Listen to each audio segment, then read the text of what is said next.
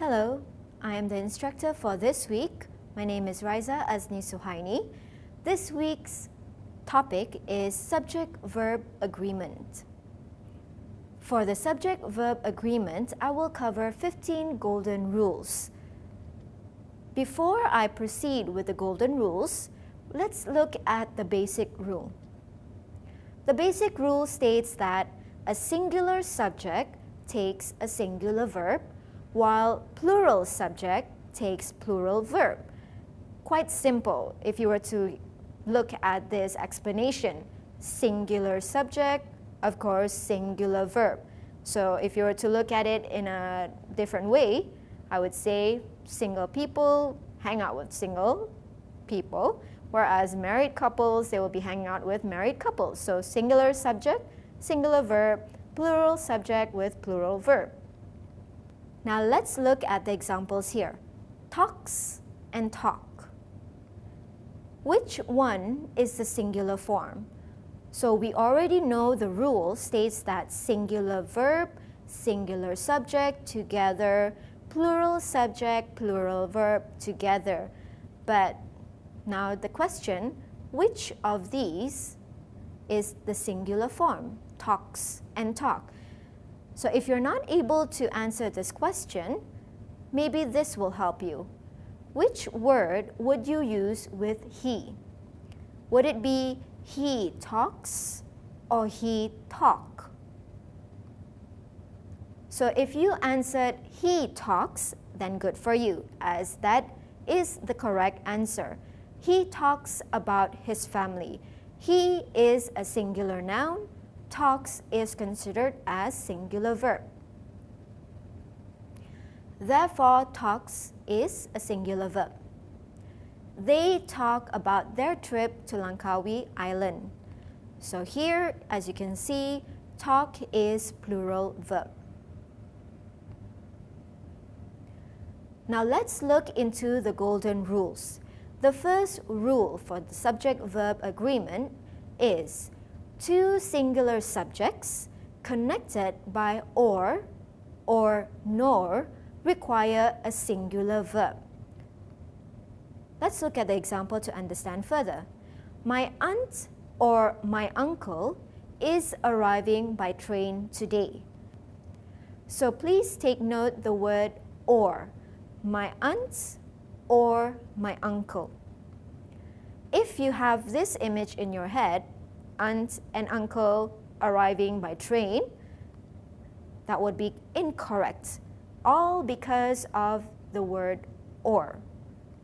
Instead, my aunt or my uncle. So as you can see here, it's either one, aunt or uncle. Therefore, they are seen to be singular.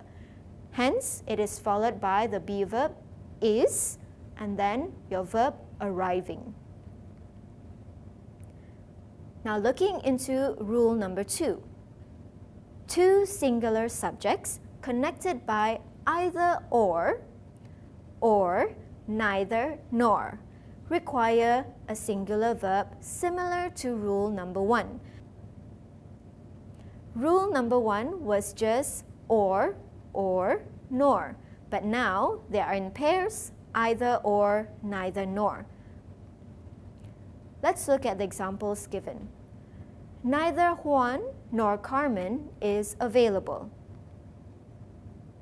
So again, neither Juan nor Carmen is available. As you can see, no one is there. So we look at it as singular. That is why you use the singular be verb, which is.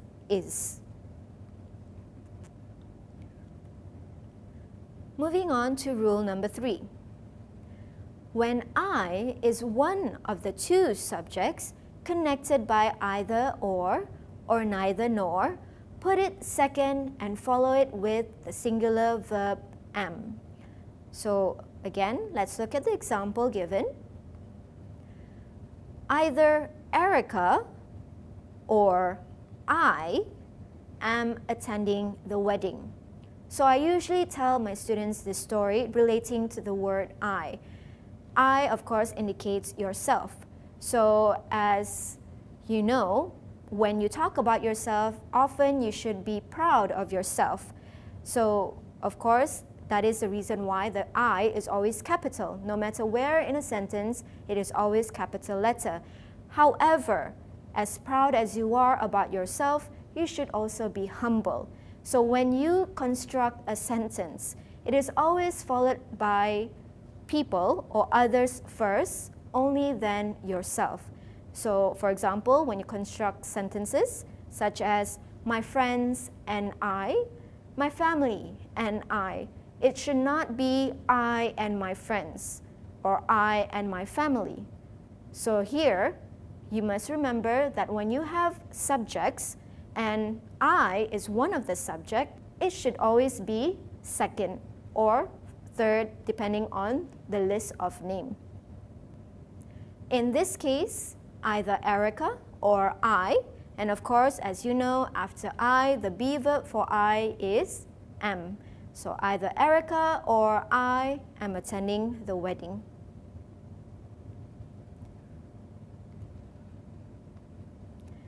Now let's look at rule number 4. Rule number 4 states that when a singular subject is connected by or nor to a plural subject, put the plural subjects last and use a plural verb. So from the first few examples given, you always had a singular subject, singular, or, nor, and then another singular. Now, when one of them is plural, the plural subject should be last. Let's look at the example to understand more.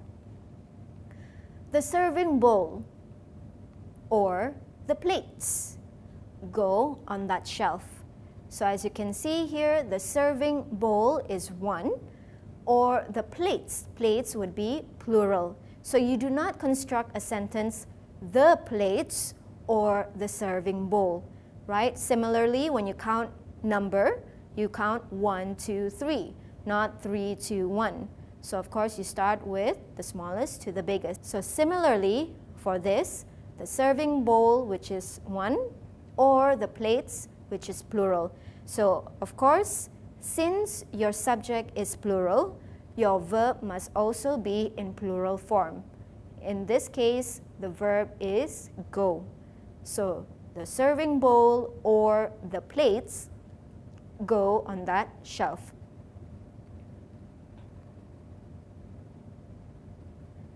Next, we will look into rule number 5. When a singular and plural subject are connected by either or neither nor, put the plural subject last and use a plural verb. So quite similar to your rule number 4. Let's look at the example here. Either Jenny or the others are available. So again, you have your singular, either singular, which is Jenny, or the others, which is plural. And of course, after plural subject must be followed by plural verb. In this case, are. So the first 5 rules basically covers the usage of or, nor, either or, neither nor. Now let's look at the rest of the rules. Rule number 6. As a general rule, use a plural verb with 2 or more subjects when they are connected by n. So if you've learned back in your conjunctions, and is considered as plural because 1 and 1, of course, they are considered as 2, not as individual. Now let's look at the example here. Joshua and Jessica are my best friends. So here we are not saying that it's just Joshua or it's just Jessica. I'm referring to both Joshua and Jessica. So here, of course, it indicates plural because 2, right? So we use the be verb are followed by my best friends. Now let's look at rule number 7. Sometimes the subject is separated from the verb by words such as along with, as well as besides or not. So when you see these phrases, you should ignore these expressions when you want to determine whether to use a singular verb or a plural verb. Now let's look at the example to understand more on this. The politician, along with the newsman, is expected shortly. So here, my subject is actually only the politician. Along with the newsman, this is actually additional information. If you notice, there is a comma after my subject, the politician, along with the newsman, another comma. So technically, this here we can actually remove. The sentence actually is, the politician is expected shortly. So along with the newsman is actually considered as another entity. It is not together with the politician. Therefore, I use the be verb is because politician here is only one. So if I were to change the sentence into the politicians with an S, then only I would put are expected shortly. Now let's look at rule number 8. So rule number 8 for the pronouns each, everyone, everyone, everybody, anyone, anybody, someone, and somebody, they are all considered as singular. Therefore, it is required to use a singular verb. So do not be misled by what follows of. Let's look at the example here. Each of the girls sings well. So here you might get confused. Girls, they are considered as plural. So why should I say sings? Because sings is a singular verb. As I said just now, do not be misled by the preposition of. Here I am more focused on each. So I'm actually looking at the girls individually. So since I am looking at them individually, that is why I use the singular verb sings. So she sings well, she sings well, so each and one of them, right? So each of the girls, so one in that group sings well. Another example would be every one of the cakes is gone. So again, even though cakes are considered plural, but I'm referring to for each set of those cakes, every one is gone. Now do take note of everyone as in one word. It actually refers to everybody, whereas everyone, where it is separated, it is actually considered as each one. For rule number 9, it states that with words that indicate portion, for example, percent, fraction, part, majority, some, all, none, remainder, and so forth, you have to look at the noun in your of phrase. In other words, it is the object of the preposition for you to determine whether to use singular or plural verb.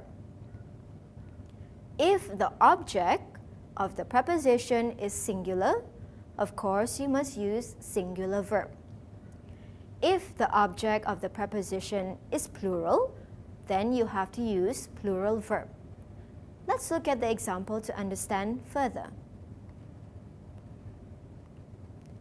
50% of the pie has disappeared.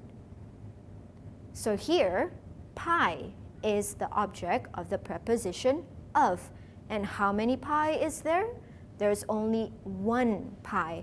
However, 50% of it has disappeared. So since my pie, there's only one pie, therefore my verb should also be singular. Now let's look at the next example. 50% of the pies have disappeared. Now pies is the object of the preposition. So as you can see here, I have 4 pies. Now 50% of those 4 pies would be, of course, left with 2. But nonetheless, I started off with 4 pies.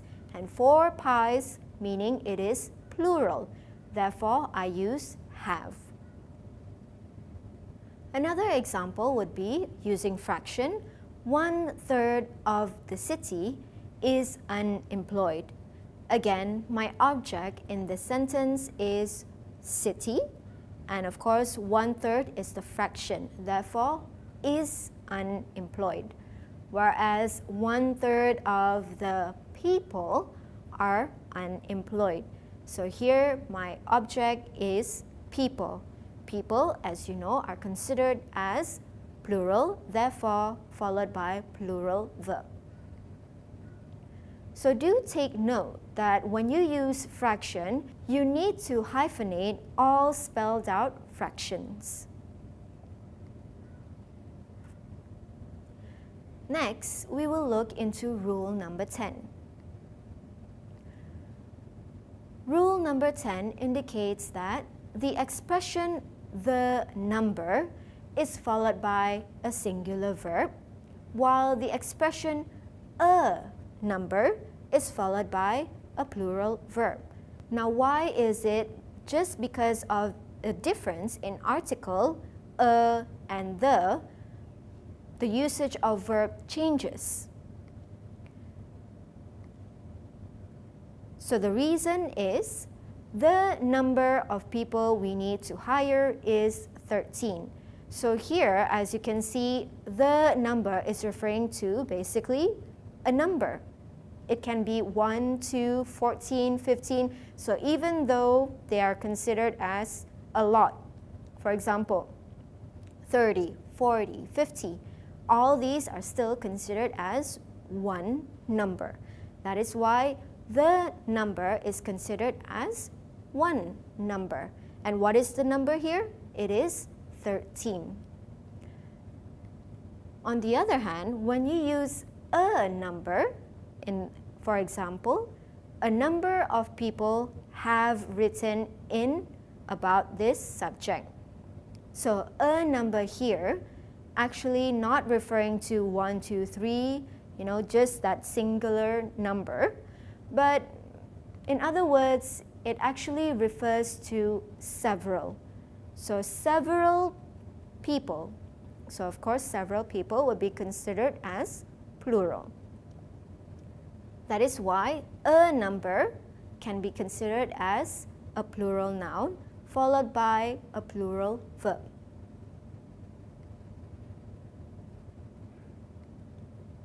Now let's look at rule number 11. So for rule number 11, when either and neither are subjects, they always take singular verbs. So the example, neither of them is available to speak right now. You can also say, either of us is capable of doing the job. So if you remember the first few rules indicating the usage of either, or, neither, nor, so they are always considered as singular. So if you have neither or either as subject, of course, they would be followed by a singular verb. Next, we will look into rule number 12. For rule number 12, in sentences beginning with here or there, the subject follows the verb. The determiners here or there actually does not indicate whether the subject is singular or plural. So in this case, after here or there, you have to look at the subject, as it can be either one. And of course, after determining the subject, whether it's singular or plural, then only you can determine the verb. So let's look at the example here. There are 4 hurdles to jump. There is a high hurdle to jump. So the first example here, there are 4. So 4 hurdles.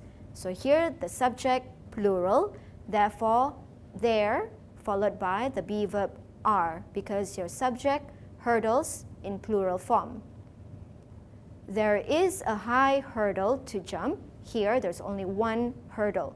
So after there is followed by is. This is because your subject hurdle is only singular. Next, let's look at rule number 13.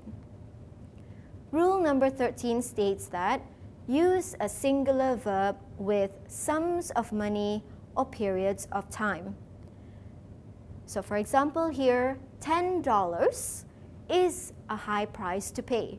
So of course, sums of money, it is a total sum of money. Therefore, you see it as singular subject. Next, 5 years is the maximum sentences for that offense. So here, 5 years, we are not looking into the years itself, but we are referring to a duration. That duration for the maximum sentence is 5 years. That is why it is followed by singular verb.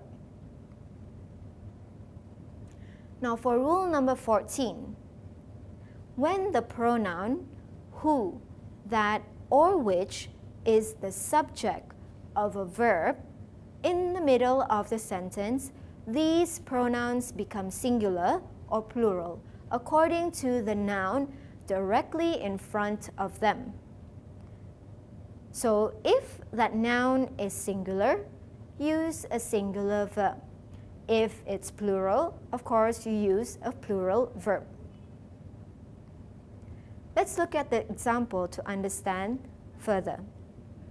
Salma is the scientist. Now here, your subject is scientist. And scientist here is considered as singular.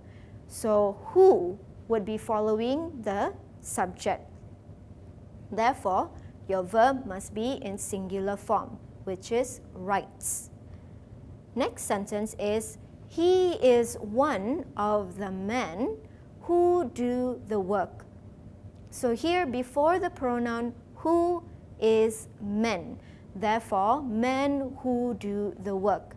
Right? So students often question, why is it not who does the work, as it is considered as he. So here, he is one. He is already followed by is. Therefore, you don't need the be verb or verb for the object he. In this case, we want the verb for men. So it will be men who do the work. Now the last rule for the subject-verb agreement, rule number 15, indicates that for collective nouns such as team and staff may be either singular or plural, of course, depending on their use in the sentence. Let's look at the example here. The staff is in a meeting. So here, staff is acting as a unit. That is why we use the be verb is to indicate that staff is singular. Next, the staff are in disagreement about the findings. Here, staff is acting, or in this case, the staff are acting as separate individuals in this example. So here we are looking at staff as individuals, each and one of them coming to a disagreement. So I see them individually, therefore I state the staff are in disagreement. Now if you look at the sentences here, how would you know whether I am referring to a single unit or I'm looking at them as individuals. The best way or the best solution for this situation, basically, is to use the word members. So by constructing the sentence into this, the staff members are in disagreement about the findings. So the reader understands that you are referring to the staff as individuals, whereby it is followed by plural verb. If I were to say the staff is in disagreement, so that means I look them as a unit. So by using this word member, it actually makes a difference. So similarly, if I were to say team and team members. So team, of course, I see them as a unit, whereas team members, I see them individual. So team, I would put followed by a singular verb, whereas team members would be plural verb. Thank you.